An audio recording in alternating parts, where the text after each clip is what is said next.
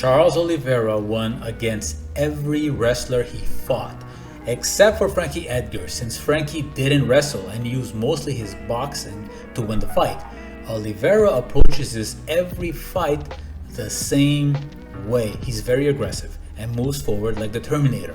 His approach isn't the most perfect, however, his striking technique and jiu-jitsu technique is as close to being perfect, very smooth and flowy.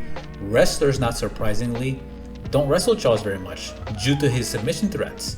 In his first UFC fight, Darren Elkins took him down and Charles submitted him with an armbar right away. Against Efren Escudero, Efren didn't want to engage in wrestling unless he could press Charles against the fence and hang there. However, he got caught with a submission during a scramble, and Charles is very sneaky during scrambles. Frankie Edgar was the only wrestler that defeated Charles but didn't wrestle, he boxed. The only time Frankie wrestled, he got caught in a deep guillotine and was saved by the bell. On a side note guys, Charles always showed toughness during his fights, even Frankie admitted it. What, if anything, surprised you about Oliveira? His toughness, you know, I see some fights where he's been stopped, but I thought I had him hurt. I was really looking for that finish, especially in the third. You know, he showed some toughness, man. Nick Lentz did show some success with his wrestling by neutralizing Charles by pressing Charles against the fence, but Nick Lentz fought Charles 3 times and never came close in winning in any of those times.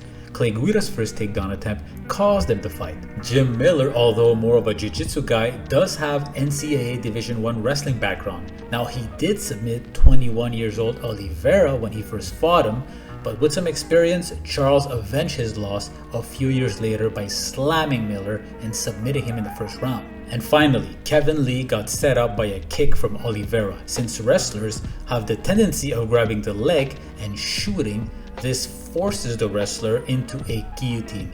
And in every of Oliveira's fights, he instinctively goes for the guillotine every time someone's attempting to take him down. All in all, Charles is very active on his feet, in the clinch, on top position, from his back, in the air, you name it. He will throw anything from Superman elbows to jumping kicks to leg lock attempts and more.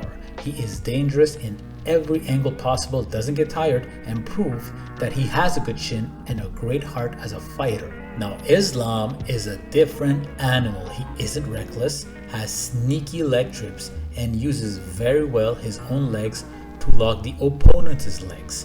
But if you watch the Tsaryukin and Moises fight, Islam does expose his neck, can get caught during scrambles, and can get taken down. So whenever Islam fights a good wrestler or a jiu-jitsu guy, it appears as if he struggles a little more in order to either finish the fight or create damage.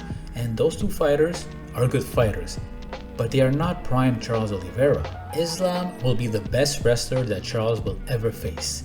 But Charles is a fighter that Islam never encountered before. His relentless pressure and elite jiu-jitsu is something that Islam never faced before. Since Islam is always the aggressor and has the grappling threats, here Charles isn't afraid of either.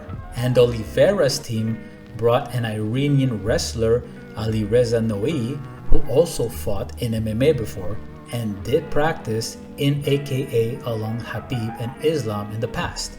Charles' camp is focused on the pressure wrestling that Islam will bring. This is a close fight to judge. I like both guys. It's hard to find a prediction, but the better mixed martial artist is Charles in my opinion. He does have more ways to win the fight. What do you guys think?